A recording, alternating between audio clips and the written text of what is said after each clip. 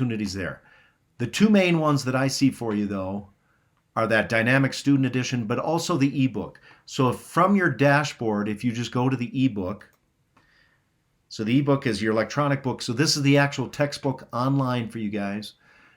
You guys are in secondary one, so it's your green book. It's probably the only one that you guys have. So when you click on that, this basically, guys, is your textbook. So you can go in the top middle here, it gives you the page numbers. And for this week, I wanted you guys to do 11.4 and 12.1. So 11.4 is right here. So it starts on page 570. And you can also, guys, go to your settings here if you want and just do one page instead of two. Gives you a little bit nicer view. You can also enlarge this with the magnifying glass, the plus. So 11.4 talks about congruent figures. Congruent figures basically have the same shape, same size. And it walks you through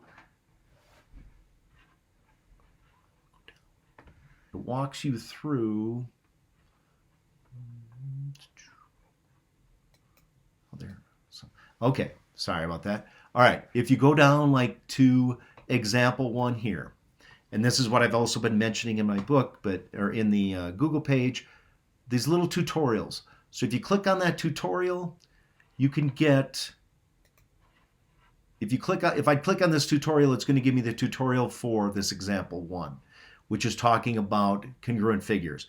And guys, congruent figures, really easy, same shape, same size. And this is where you're going to have to use the three things you've learned, the reflections, rotations, translations, to figure out what you've got. So for example, if you look at these two guys here, these two triangles, you could tell that it's just going to be a reflection across the x-axis. That EFG is going to match up with, now E is going to match with K, F is going to map to L, and G is going to map to M. So on this, you would say triangle EFG is congruent to triangle KLM. And you've got to get the correct order when you're doing these congruent triangles. That's critical. But these two figures would be congruent by a reflection. Looks like these two are squares. This looks like a translation. So you could slide that one to the right and up. These guys are all, looks like this one right here is a reflection across the y equals x. But again, it explains all that in your tutorials. But I'm just trying to give you a heads up on what you can look at. All right, so if we go to that next page over, this is, guys, where it starts, congruence transformations. Remember, I talked about rigid motions. Another term for that is a congruence transformation. So when they're asking you to describe a congruence transformation, that is just simply meaning a reflection, a rotation, translation, or a glide reflection. And again, they walk you through all these, so I don't want to take all the time up with that, but these blue arrows indicate tutorials on these. So these are perfect examples to look at. And that is, again, for 11.4. If I go to the next page, this is really what I want to hit with you guys, is right here, this theorem. So this theorem is talking about reflections in parallel lines theorem. So it's when you have two lines that are parallel. Notice K and M are parallel here with the arrows. If you do two reflections, remember a composition, when you do two in a row, like we did a glide reflection before, this is two reflections. So you're starting with just segment AB, you're reflecting it over line K, so notice A prime, B prime. And now I'm going to take that and I'm going to reflect that over line M. And when I do that, A gets mapped to A double prime. B gets mapped to B double prime. So in reality, it's AB gets mapped to A double prime, B double prime. And this is a reflection in two parallel lines. The whole key with this is that when you do that, if you notice, all it is really a translation. So a composition of two reflections over lines that are parallel is the same as a translation. And that's what they're going to talk about here for you guys. The other key thing is the D is representing the distance between your two lines. So your two parallel lines, that distance, and if you think about it, A to A prime, these two lengths have to be the same. From A to K and A prime to K are the same length. And from A prime to M and A double prime to M are the same length, which means that if the length between the distance between the two lines is D, the distance from A to A double prime is going to be 2 times D, or 2D, which they explain here. And that fact you're going to use in several of your questions that I gave you guys in your assignment, but I think that that is pretty good with that. They also, these monitoring progress perfect problems with the tutorials with the arrows there for you. And that's all I had you guys do. So if you read my page there, all I had you do with those. So don't worry about the rotation ones on this. So for 11.4, that's what it involves are those questions.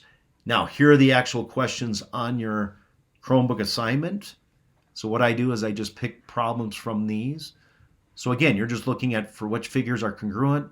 And again, just remember, you're looking at how would I go. In this case, I believe the blue is the pre and the green is the image. So visualize you're going from blue to green. So you have to kind of visualize, do I translate that? It doesn't just slide down and match up. This one, do I reflect this? No, because if you reflect this, you would get an image that would look like this instead of this. So it's not a reflection either. So this one's going to have to be a rotation. And if you think about it, you could do a rotation about a point right in here, -2, -1/2. Or you can also do you could translate this and then do a rotation around the origin. That's another option. But they'll give you several choices, as you guys know, in your assignment. So that should be, I think, pretty good. I gave you guys a couple of these where you're going to have to graph those out and see again if they are congruent or not. And again, congruent, same shape, same size. One fits exactly on the other. Okay, that is pretty much, guys, 11.4. Now, I also gave you guys 12.1. Now, 12.1 is from it starts at page 588. So again, you can just go up to the middle there, hit 588. Now, I'm starting in chapter 12 now. So we're done with chapter 11, guys. Chapter 12, the last chapter we're going to cover. And this first section should be really straightforward. In fact, a lot of review for you guys. So it's about the different types of triangles. And we're looking at, let's see here, if we go to that next page, we are looking at classifying at different types of triangles. And they're looking at, now remember the distance formula, which is the same thing as the Pythagorean theorem, because you're looking at triangles, if they're all different lengths, remember that would be called a scalene triangle. So a scalene means no sides are congruent. Isosceles at least 2, equilateral all 3. And then you can classify the triangles according to angles. Acute, right, means it has one right angle. Obtuse means it has an obtuse angle. Equiangular means all 3 angles are the same, which remember the sum of a triangle is 180, so each of those would have to be 60 degrees. Then you get the triangle sum theorem, which we've gone over before. This just says that the sum of any triangle is always 180 degrees. Doesn't matter what type of triangle, always 180. And then you have, they prove that, so you can walk through that if you'd like, but they prove the triangle sum theorem there. Given your triangle, and these should all look familiar though. The angle addition postulate, the alternate interior angles theorem. Remember doing all that stuff, guys, we learned with alternate interior, consecutive interior, same side interior, alternate exterior. Those are all going to come into play here in chapter 12. The exterior angle theorem. This just says that the measure of an exterior angle, so an exterior angle is like angle 1 here, formed by extending one of the lines out, is equal to the sum of the 2 non-adjacent interior angles. So that means angle 1 here is going to be congruent to angle A plus B. And I will show you why that works here in a minute on the whiteboard, but let me just finish going through all this stuff here. Pretty much, again, guys, you can view those tutorials. This is just saying, remember, if you have a right triangle and 90, you know these other two have to add up to 90. Two angles that add up to 90 are complementary. And that is the corollary, which is just like a extension onto a theorem. And again, they give you some sample problems here. So please try those monitoring progress. They give you tutorials on those also. And then your problems on this. These really should not give you, I don't think, any problem at all. Just remember the measure of an exterior. So like on number 18 here, this measure 7x minus 16 is going to equal the sum of these two, 4x plus x plus 8. All right, that hopefully, guys, should help you out. And again, please use the Big Ideas math book here. Let me just do one last thing at the whiteboard for you, and that will be it. All right, fantastic. Now, if you have made it this far, and I know this one has been a little long, they probably all won't be hopefully this long, but if you made it this long, you get a little reward. You get a little Mike and Ike Mega Mix 10 flavors sour. Oh, these are fantastic. So hopefully you can catch them. Here we go. All right. Last thing is exterior angle theorem, which was mentioned earlier, but here is, guys, why this works.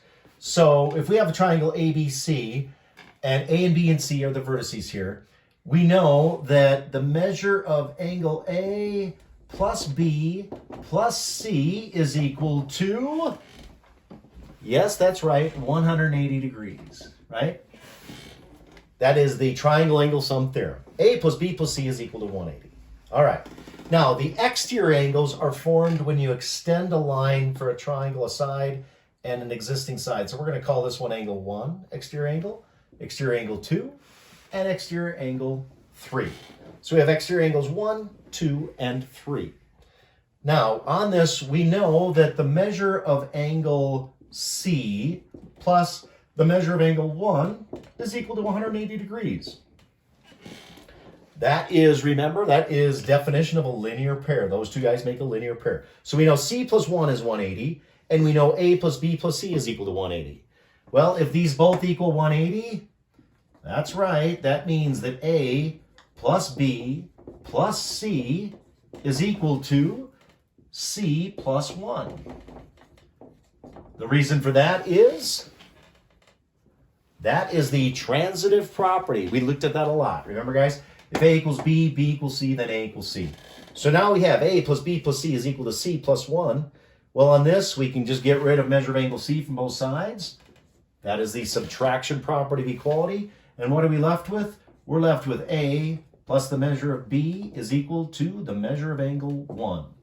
This right here, if you look at it, 1 is an exterior angle is equal to the sum of the two remote interior angles. So 1 is equal to A plus B. There is your proof, guys, for the exterior angle theorem. Thank you. Hope this helps out. Have a good week, guys, and we will do another YouTube for you guys next week. Thanks.